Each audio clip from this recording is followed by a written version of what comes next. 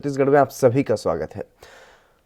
कांग्रेस के राष्ट्रीय सचिव और असम के प्रदेश प्रभारी विकास उपाध्याय ने असम में प्रस्तावित विधानसभा चुनावों को लेकर बीजेपी और केंद्रीय गृह मंत्री अमित शाह पर निशाना साधा है। विधायक विकास उपाध्याय ने यह कहा है कि गृह मंत्री अमित शाह असम में घुसपैठियों पर अनुच्छेद 370, बोडो शांति समझौता और राम मंदिर पर तो बोल रहे हैं, लेकिन एनआरसी सीएए पर बोलने से डर क्यों रहे हैं। विकास उपाध्याय ने यह भी कहा है कि ये वही अमित शाह हैं जो पहले ये कहते नहीं थकते थे कि दुनिया में कोई ऐसा देश नहीं है जहां कोई भी जाकर बस सकता है। देश के नागरिकों का रजिस्टर होना समय की जरूरत है। वो कहते थे, उन्होंने चुनावी घोषणा पत्र में देश की जनता से ये वादा किया है, न केवल असम बल्कि देश भर के अंदर हम एनआरसी लेकर आएंगे। एनआरसी के अलावा देश में जो भी लोग हैं उन्हें कानूनी प्रक्रियाओं के तहत बाहर किया जाएगा। अब असम में चुनाव आए तो अमित शाह को वहां न तो अपना घोषणा पत्र याद आ रहा है और न ही अपना पुराना बयान। उन्होंने कहा कि भारतीय जनता पार्टी की अब संस्कृति बन चुकी है कि वह वोट हासिल करने तात्कालिक झूठी बयानबाजी का रास्ता अपनाती है, लेकिन अब ऐसा नहीं होगा। उन्होंने ये कहा कि मोदी शासन की घटनाओं ने उन्हें सफलता से कोसों दूर कर दिया है।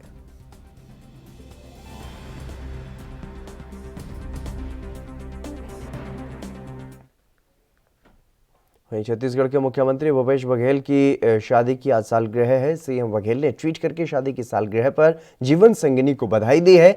सीएम ने जीवन की खूबसूरत यात्रा की सहयात्री होने के लिए अपनी पत्नी को शुक्रिया भी कहा है। सीएम ने ट्वीट करके ये लिखा है कि मेरे उठाए नाज वो, उसके उठाऊं नाज में, बस इसी तरह बीत गए 40 बरस। इस खूबसूरत यात्रा की सहयात्री होने के लिए शुक्रिया मुक्ति। इस पोस्ट के साथ मुख्यमंत्री भूपेश बघेल ने पत्नी के साथ वाली एक सुंदर से फोटो भी शेयर की है। इस ट्वीट के बाद ढेरों शुभकामनाएं उन्हें मिल रही हैं।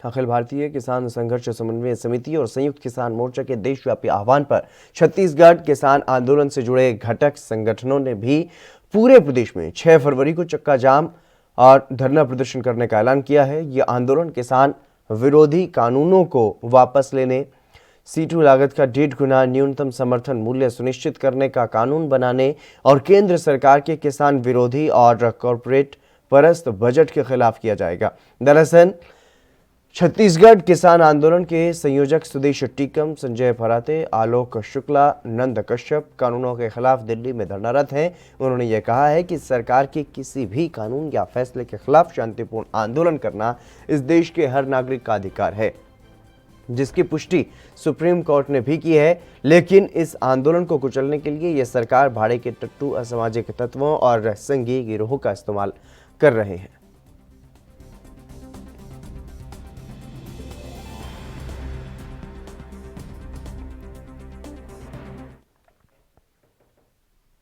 छत्तीसगढ़ के मुख्यमंत्री भूपेश बघेल मंगलवार को गिधवा परिषद में 3 दिवसीय पक्षी महोत्सव के समापन समारोह में पहुंचे। उन्होंने पक्षी विहार का भ्रमण किया और तमाम प्रजातियों के पक्षियों की फोटो भी क्लिक की है। इस दौरान उन्होंने ये कहा कि मनुष्य ही नहीं, पशु पक्षियों का भी संरक्षण और संवर्धन करने राज्य सरकार प्रयास कर रही है। गिधवा परिषद पक्षी विहार को अंतर्राष्ट्रीय मानचित्र में शामिल करने के लिए सरकार की ओर से आवश्यक कदम उठाए जाएंगे। साथ ही गिधवा परिषद पक्षी विहार के पर्यटन के हिसाब से वहां पर क्षेत्र का समुचित विकास भी किया जाएगा। उन्होंने पक्षी विहार में ग्रामीणों से संक्षिप्त मुलाकात में हर संभव विकास का भरोसा भी दिलाया।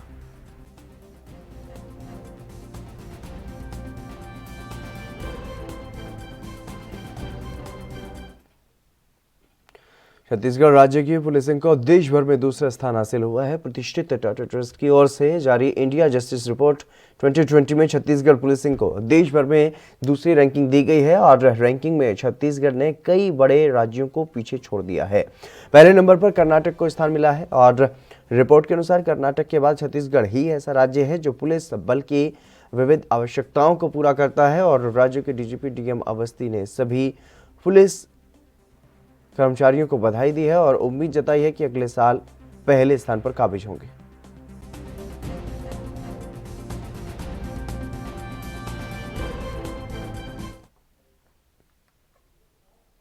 केंद्रीय बजट में इस बार दक्षिण पूर्व मध्य रेलवे को 5,050 11.71 करोड़ रुपए का आवंटन किया गया है और पिछले साल की तुलना में इस बार 11 करोड़ रुपए अधिक आवंटित किए गए हैं। बजट में इस बार यात्री सुविधाओं पर जोर दिया गया है और यही वजह है कि इसके लिए पिछले साल की तुलना में 3.5 गुना अधिक बजट 404.51 करोड़ रुपए आवंटित हुआ है। इससे सुविधाओं का विस्तार होगा और यात्रियों का सफर पहले से भी ज्यादा सुगम हो पाएगा। दरअसल रेलवे बोर्ड से स्वीकृत कार्यों का पिंक बुक जारी किया गया है। इससे यह स्पष्ट हो गया कि किस जोन को इस बार किस काम के लिए कितना बजट आवंटित किया गया है। बुधवार को इसके जारी होते ही दक्षिण पूर्व मध्य रेलवे ने बजट और ये किस कार्य में खर्च होंगे इसका आकलन किया गया, जिसमें नई लाइन के लिए 1116 करोड़ रुपए स्वीकृत किए गए और ये पिछले साल की तुलना में कम है। साल 2020-21 में इस काम के लिए 2177.2 करोड़ रुपए स्वीकृत हुए थे और इस बार कटौती इसलिए की गई है क्योंकि जोन में नई लाइन का काम आधे से ज्यादा हो गया है।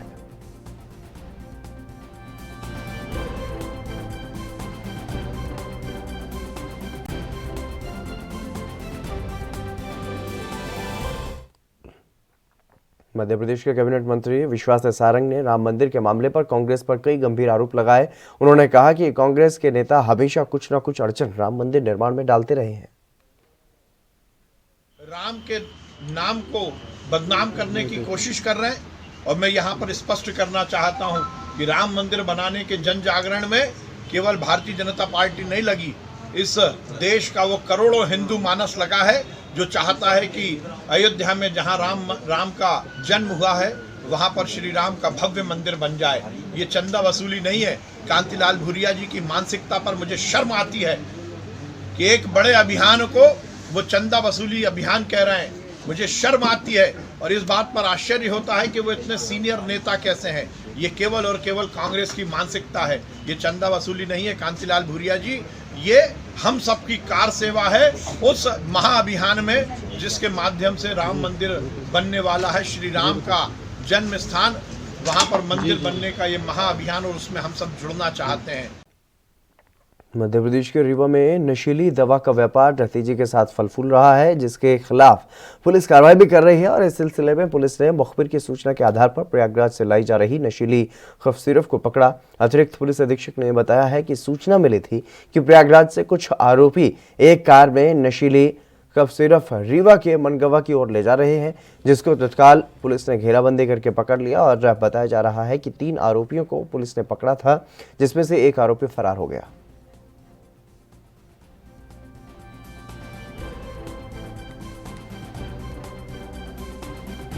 ये गढ़ थाना क्षेत्र में कल सूचना मिली थी शाम को कि कुछ कोरेक्स के बारे में है कि कोई गाड़ी से कोरेक्स लेके जा रहे हैं कुछ आरोपी।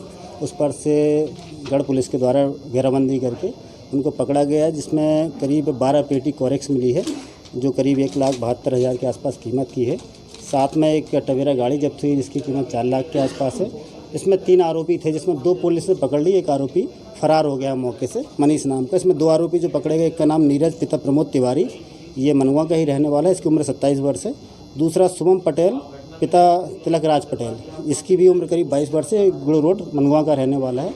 जो फरार आरोपी है तीसरा, उसका नाम मनीष पटेल है, ये गंगेव का रहने वाले और ये आपराधिक प्रवृत्ति का है भी।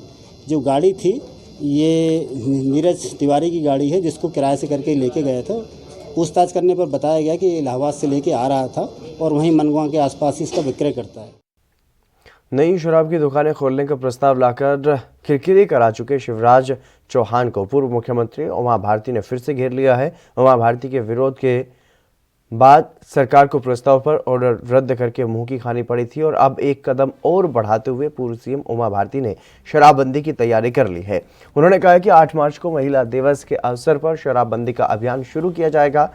मध्य प्रदेश की बेटी खुशबू इसकी प्लानिंग कर रही है और ये किस तरह का होगा इसकी जानकारी अगले 5 दिन में पता चल जाएगी। उमा भारती के इस ऐलान से शिवराज सरकार की चिंता बढ़ना तय है। बता दें कि सरकार साल 2021-22 के लिए जल्द ही नई शराब नीति लागू करने की तैयारी कर रही है, लेकिन इससे पहले ही प्रदेश में सियासत गर्मा गई है।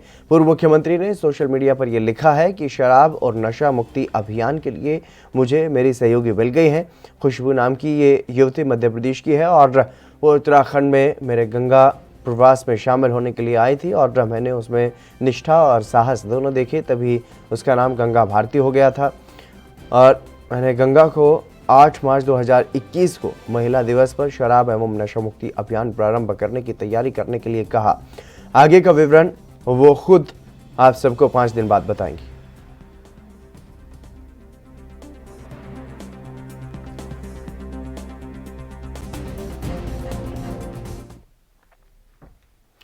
मध्य प्रदेश के शिवपुरी जिले में अफीम की खेती किए जाने का मामला सामने आया है। नरवर तहसील के सीहोर में गांव नरोवा का ये पूरा मामला बताया जा रहा है, जहां पर अफीम की खेती की सूचना मिलने पर पुलिस ने कार्रवाई की है। खेत में लहरा रही अफीम की खेती को जब्त करने की कार्रवाई की गई, जिसकी कीमत लगभग 15 लाख रुपए बताई जा रही है। और इस मामले में पुलिस ने अभी किसी को भी आरोपी नहीं बनाया। पुलिस अधिकारी ने बताया है कि जांच की जा रही है, जांच के बाद एनडीपीएस के तहत कार्रवाई की जाएगी।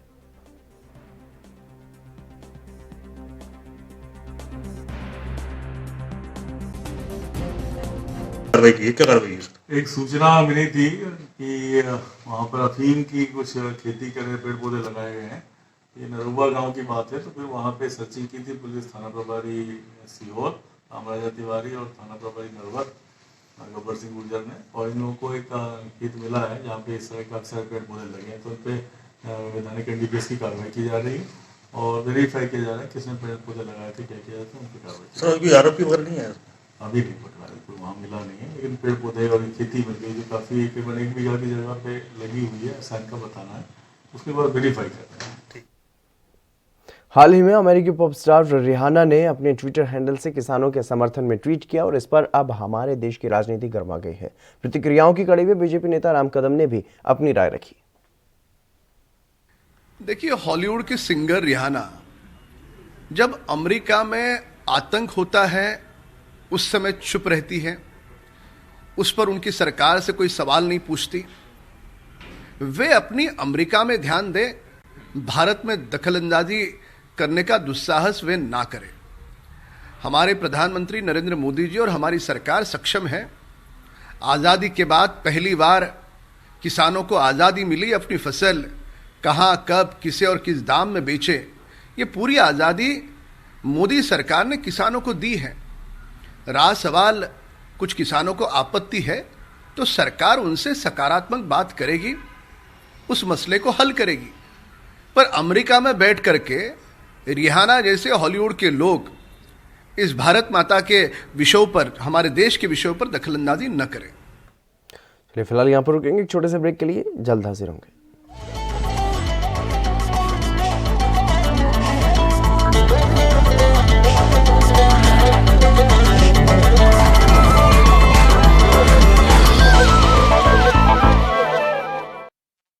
क्या आप दुबले पतले कमजोर हैं, आपकी सेहत नहीं बनती, भूख कम लगती है, वजन नहीं बढ़ता? दरअसल मेन बात खाना पीना खाना नहीं है, मेन बात है खाया पिया लगना। और अगर खाया पिया लगेगा ही नहीं तो सेहत बनेगी कैसे? इसलिए हमारी संस्था सन्यासी आयुर्वेदा ने एक ऐसी दवा बनाई है जो कि आपके पाचन तंत्र को, आपके लीवर सिस्टम को ठीक करने का काम करती है, ताकि आप जो भी खाएं उसका पूरे का पूरा निचोड़ आपके शरीर को लगे, आपकी भूख बढ़े, खाया पिया सही से लगे, नया खून बने, हड्डियों में जान आए, वजन बढ़े, ताकत बढ़े, चेहरे पर नूर आए और आप मोटे तगड़े खूबसूरत पर्सनैलिटी के मालिक बन जाएं। यह दवा पूरी तरह से आयुर्वेदिक होती है। इसका शरीर पर कोई भी साइड इफेक्ट, कोई भी नुकसान या दुष्प्रभाव नहीं होता। लड़के लड़कियां दोनों इसका इस्तेमाल कर सकते हैं और पहले 15 दिन के अंदर ही आपको इसका असर महसूस हो जाएगा। सिर्फ 650 रुपए की पूरे 1 महीने की दवा होती है और आप इसे घर बैठे 011454545 45 पर फोन करके दवा मंगवा सकते हैं।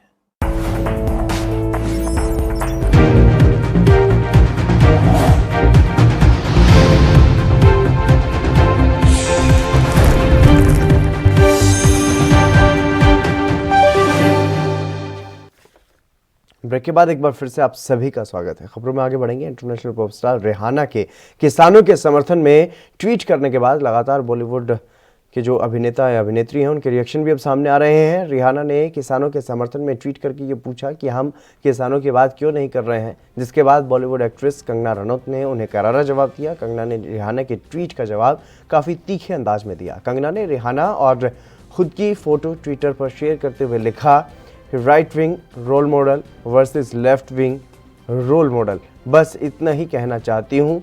इसके साथ ही कंगना ने एक और ट्वीट में खुद को संघी नारी बताते हुए रिहाना को लिबरू रोल मॉडल बताया। और बता दें कि इससे पहले भी कंगना ने अपने ट्वीट में रिहाना को मूर्ख कहा है, जिसके बाद उनकी ट्विटर पर जमकर किरकिरी हो रही है।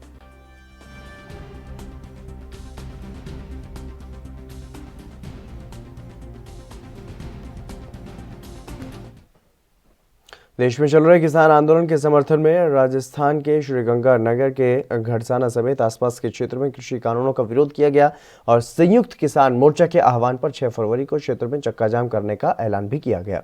इस दौरान किसान संगठनों और किसान आंदोलन के समर्थकों ने NH 91 मुख्य कुपली चौराहे और CR माइनर 6 DD पुलिया समेत 1 दर्जन स्थानों पर चक्का जाम करने का फैसला किया है।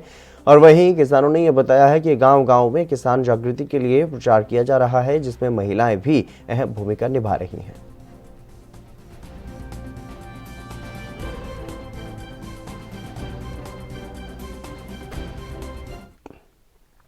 राजधानी दिल्ली में पड़ रही कड़ाके की सर्दी के बीच किसानों का आंदोलन ने संसद का माहौल गर्म बनाया हुआ है। संसद का बजट सत्र शुरू होते ही विपक्षी दलों ने किसानों की मांगों पर सरकार से सवाल पूछने शुरू कर दिए थे और राज्यसभा की कार्यवाही कल सुबह 9 बजे तक के लिए स्थगित कर दी गई। इससे पहले सदन में राष्ट्रपति के अभिभाषण पर धन्यवाद प्रस्ताव पर चर्चा हुई। हालांकि राष्ट्रपति के अभिभाषण पर धन्यवाद प्रस्ताव की चर्चा गुरुवार को भी जारी रहेगी और किसानों के मुद्दे पर सरकार और विपक्ष के बीच सहमति बन गई है। किसानों के मुद्दे पर चर्चा के लिए संसद में 14.5 घंटे का समय तय किया गया है।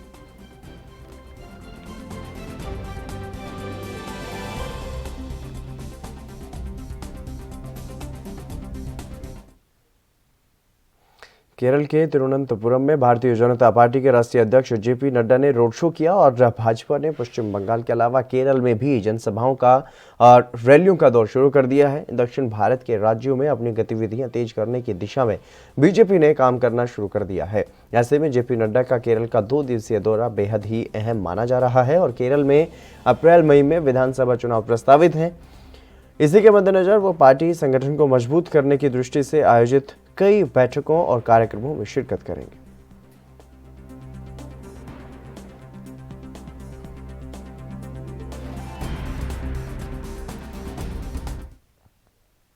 बीजेपी के अध्यक्ष JP नड्डा पश्चिम बंगाल में भी लगातार कमान संभाले हुए हैं। वो शनिवार को विधानसभा चुनाव से पहले महीने भर चलने वाले पार्टी के रथ यात्रा का उद्घाटन करेंगे और बीजेपी ने चुनाव में अपने पक्ष में समर्थन तैयार करने के लिए फरवरी और मार्च में रथ यात्राएं निकालने का निर्णय लिया है। ये यात्राएं 5 खंडों में होंगी और राज्य के सभी 294 विधानसभा क्षेत्रों से ये गुजरेंगी और पार्टी के कई शीर्ष नेता इस रथ यात्रा के दौरान राज्य में पहुंचेंगे। ये रथ यात्राएं शनिवार, सोमवार और लगातार इसी तरीके से चलती रहेंगी।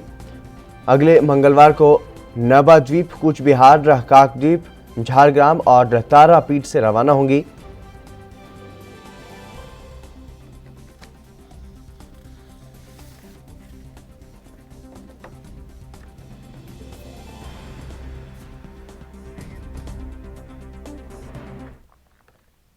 पश्चिम बंगाल में होने वाले आगामी विधानसभा चुनाव को देखते हुए सभी राजनीतिक पार्टियां तैयारी में जुट गए हैं। पार्टियों के नेता जनता से जुड़ने के लिए नए नए तरीके अपना रहे हैं।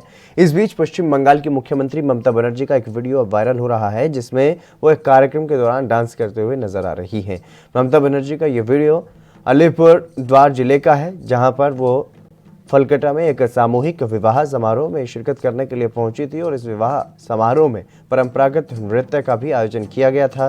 तभी वहां पर डांस कर रहे लोगों ने ममता बनर्जी का हाथ पकड़कर उन्हें भी डांस करने के लिए बुला लिया, तो वो भी खुद को नहीं रोक पाई और उनके साथ जमकर डांस किया।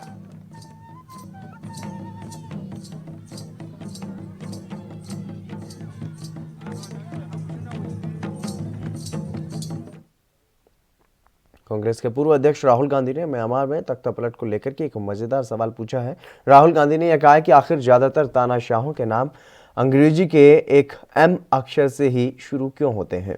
इस सवाल के साथ ही उन्होंने कई तानाशाहों के नाम भी गिनाए हैं। बता दें कि म्यांमार में तख्तापलट करने वाले सेना प्रमुख का नाम मिन आंग ह्वाइंग है और जो अंग्रेजी के एम अक्षर से ही शुरू हो रहा है। बता दें कि यहाँ गौर करने वाली बात एक और है कि देश के प्रधानमंत्री नरेंद्र मोदी भी मोदी नाम से ही प्रसिद्ध है और ये कहा जा रहा है कि राहुल गांधी का ये वार पीएम मोदी के लिए भी हो सकता है।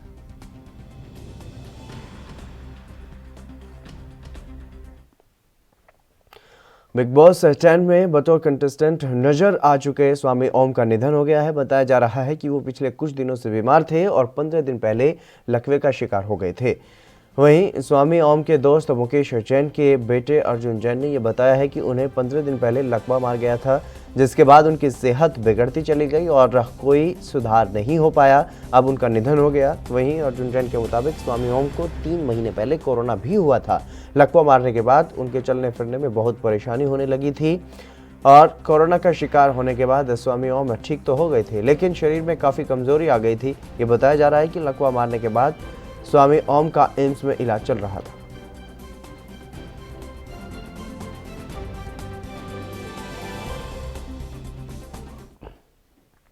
उत्तर प्रदेश के ललितपुर में पुलिस अधीक्षक के निर्देशन में थाना बार इंचार्ज निरीक्षक अंजनी कुमार ने दबिश देकर चंदन के तस्करों को गिरफ्तार करने में सफलता हासिल की है।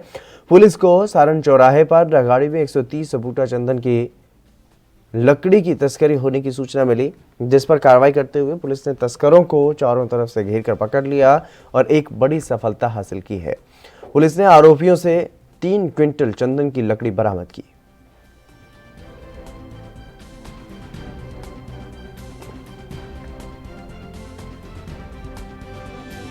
थाना बार क्षेत्र में कुछ अपराधी पकड़े गए जो लकड़ी के तस्करी में काफ़ी लंबे समय से लिप्त भी हैं और इनके पास से जो है 130 बोटा खैर की लकड़ी वजन करीब 30 कुंटल जो एक पिकअप पे लाद करके तस्करी में संलिप्त थे, जिसमें 4 अभियुक्त थे कुल। उसमें 3 अभियुक्त कल्लू प्रजापति, जयराम प्रजापति, दीपक पुत्र नारायण और एक चौथा अभियुक्त चार्ली राजा मौके से भागने में सफल हो गया है। राजस्थान के चित्तौड़गढ़ में पुलिस ने अपराधों पर नियंत्रण करने के लिए शहर के व्यापारियों और आमजन से कैमरे लगवाने की अपील की है। हाल ही में जिले में हुई वारदातों में सीसीटीवी के मदद से आरोपियों को जल्द ही पकड़ लिया गया है। हालांकि जिला प्रशासन की बात की जाए तो जिले में अभय कमांड योजना शुरू की गई है। इस योजना में लगभग 300 से ज़्यादा कैमरे शहर में लगने वाले हैं और ये योजना शुरू तो हो चुकी है, लेकिन फिलहाल 19 कैमरे सीधे अभय कमांड कार्यालय से जुड़े हैं, तो वहीं 69 कैमरे शहर में विभिन्न जगहों पर चालू हैं और वर्तमान में अभय कमांड योजना के विस्तार का काम भी जारी है। पुलिस अधीक्षक दीपक भार्गव का ये कहना है कि हाल ही में जो 2 वारदातें हुई हैं उनमें सीसीटीवी की मदद मिली और आरोपी पुलिस की गिरफ्त में आए। उन्होंने बताया कि सीसीटीवी का इस समय में काफ़ी महत्व है और अब सस्ते भी कैमरे आने लगे हैं। हाल ही में हुई वारदात के दौरान पुलिस ने शहर में सीसीटीवी खंगाले तो लगभग शहर में 250 सीसीटीवी कैमरे लगे हुए हैं और 300 कैमरे लग रहे हैं, उनमें से 70 चालू भी हैं। कमांड का जो अभी शुरू किया गया है उसमें 300-350 कैमरा स्वीकृत हैं, जिसमें से वर्तमान में 69 कैमरा लग चुके हैं और चालू हालत में, लेकिन फुटेज डायरेक्ट जो लिंक हो रखा है अभय कमांड से वो केवल 19 कैमरों का हो रखा है। तो जैसे जैसे योजना में आगे बढ़ते जाएंगे ऑप्टिक केबल डलते जाएगा और कैमरा कनेक्ट होते जाएंगे, तो इससे अभय कमांड और सुदृढ़ होता जाएगा। सीसीटीवी कैमरे का महत्व अभी वर्तमान में जो चित्तौड़ में 2-3 घटनाएं हुई हैं, चाहे सदर में चेन स्नैचिंग की हो, चाहे कोतवाली में 25 लाख रुपए की। चलिए, इस बुलेटिन में बस इतना ही। आप बने रहिए एएनबी न्यूज़ के साथ।